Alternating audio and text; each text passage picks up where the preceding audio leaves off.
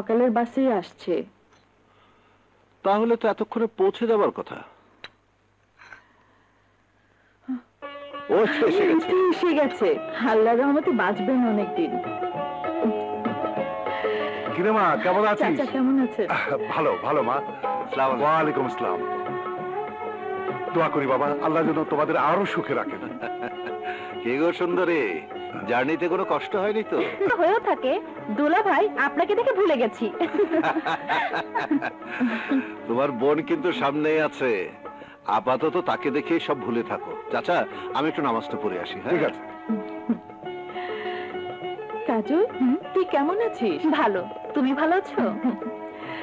বিল্টু, চাচাকে গেস্ট রুমে নিয়ে যা। আচ্ছা চাচা, হাত মুখ ধুয়ে আসেন, আমি নাস্তা দিতে বলছি। ঠিক আছে, চলেন চাচা। কাজল, তুই ফ্রেশ হয়ে। আচ্ছা। শাহিদা,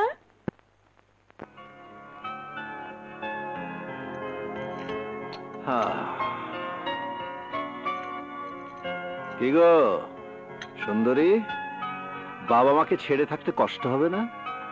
কষ্ট হবে কেন? আপনি আছেন, বুবু আছে।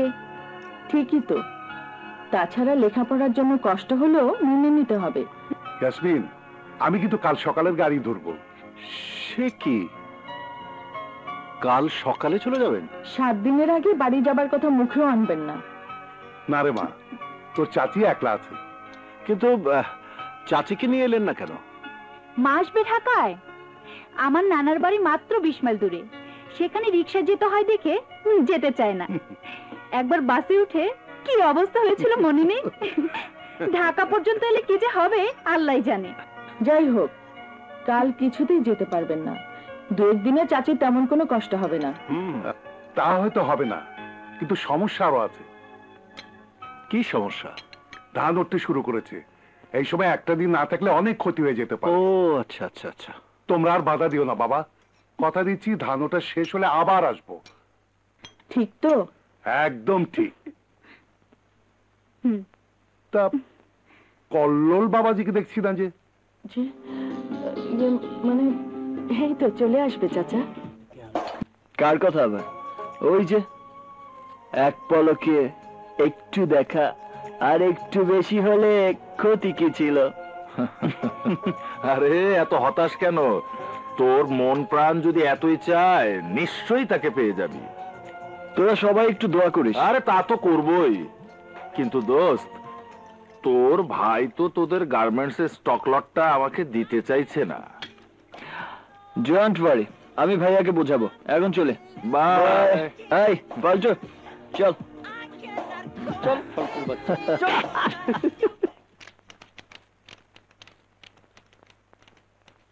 আজাদ, আজ তাহলে আসি। তুই জেবাকে বাসায় পৌঁছে দিয়ে যাস, খবরদার। ওকে ওকে, সেটা নিয়ে তোমাকে আর ভাবতে হবে না। আচ্ছা, কল্লোল, শোনো, বাসায় ফিরে আমাকে কল দিবে, ঠিক আছে? Bye bye. Bye bye bye. উস্তাদ, আমি আর 2টা বিয়ার মাইরে আসি উস্তাদ। কালিয়া রে কালিয়া। এই তোমরা কারা? বারবার ঘুঘু তুমি খেয়ে যাও ধান, এইবার ঘুঘু তোমার বধিব পরাণ। ধর। আস্তে আস্তে। আগে বলো, আমাকে মারতে ও তোমাদের কত টাকা দিয়েছে? কত? পাক্কা 15,000। ভালোই দিয়েছে।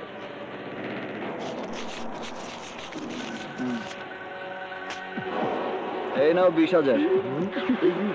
এবার ওকে মারো। চল।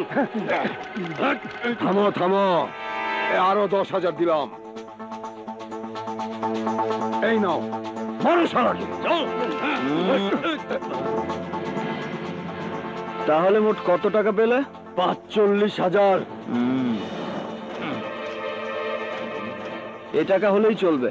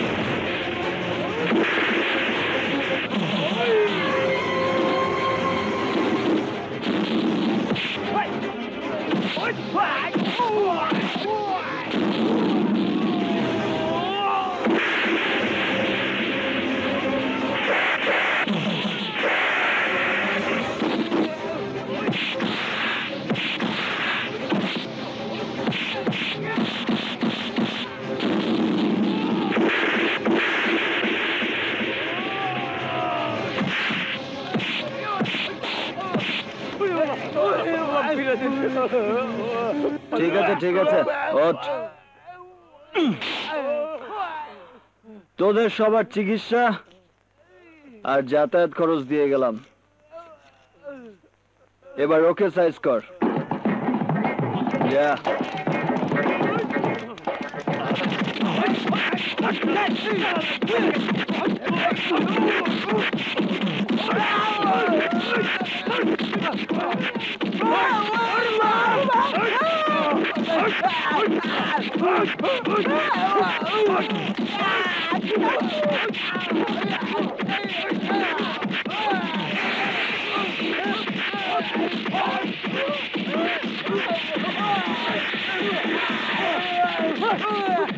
তোর বিয়ের বছর দুয়েক পরেই স্বপ্নার বিয়ে হয়ে গেছে।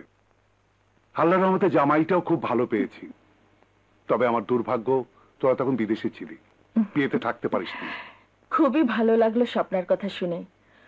ওর কথা প্রায়ই মনে পড়ে, যা দুষ্টু ছিল। এখন একদম উল্টো, বিয়ের পরে ও যেভাবে বদলে যাবে ভাবতেও পারিনি। অনেক রাত হয়েছে, যা শুয়ে পড়। চাচা, আপনিও যান, ঘুমিয়ে পড়ুন। আর তুমি? আমার আরো দেরি হবে। কেন? কল্লোল এখনো ফেরেনি। ও না ফেরা পর্যন্ত তোর দুলাভাইও ঘুমায় না, আমিও না। ও ভালো কথা, কল্লোলের সঙ্গে তো দেখাই হলো না। দেখা হবে, সকালেই দেখা হবে। আপনি কষ্ট করে রাত জাগবেন না, যান শুয়ে পড়ুন। আপনি তো আবার সকালেই চলে যাবেন। হ্যাঁ হ্যাঁ, আমি যাই, শুয়ে আচ্ছা পড়ি। ঠিক আছে। আল্লাহ। আপা, উনি না ফেরা পর্যন্ত আমি না হয় তোমার সাথে বসে গল্প করি? আরে না না, তুই জার্নি করে এসেছিস, ক্লান্ত। মোটেও ক্লান্ত না, বরং এতদিন পর তোমাকে পেয়ে গল্প করতে খুব ভালো লাগছে। দুলাভাইকেও ডাকো না, উনি রুমে একা একা কি করছে? পড়াশোনা করছে। কি? দুলাভাই এখনো পড়াশোনা করে? কোন ইউনিভার্সিটিতে পড়ে? আরে না না, সেই পড়াশোনা না। কখনো কোরআন শরীফ পড়েন, আবার কখনো ধর্মীয় বই। খুব ভালো হলো, আমারও ভীষণ পড়ার অভ্যাস। ভালো ভালো বই পাই না বলে পড়া হয় না। তোর দুলাভাইয়ের কাছে অনেক বই আছে, তার কাছ থেকে নিয়ে পড়বি। রাগ করবি না তো? একটুও না, বরং আরো খুশি হবে। শোন, আমি একটু দেখে আসছি তোর দুলাভাইয়ের কিছু লাগবে কিনা, ঠিক আছে? ঠিক আছে।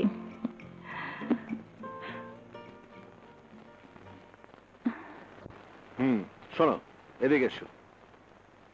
আমার মাথায় একটা জিনিস ঘুরছে। কি বলছো? মাথা করছে? দাঁড়া, ওষুধ। আরে শোনো শোনো, এই সেই মাথা ঘোরানা। তাহলে একটা আইডিয়া এসেছে।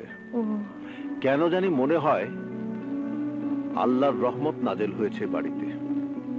কি বলছো তুমি? শোনো, আমরা যদি কল্লোলের সাথে কাজলের বিয়ে দেই, তখন দেখবে কল্লোলের কাঁধে জোয়াল লাগবে। তখনই বুঝবে কখন কোন দিকে যেতে হয়। তাই বুঝি? তাছাড়া আর কি, আমি নিজেকে দিয়ে বুঝছি না। তুমি যদি আমার জীবনে না আসতে, তাহলে হয়তো আমিও কল্লোলের মতো। ওয়াস্তাগফিরুল্লাহ, ওসব কথা বলতে নেই।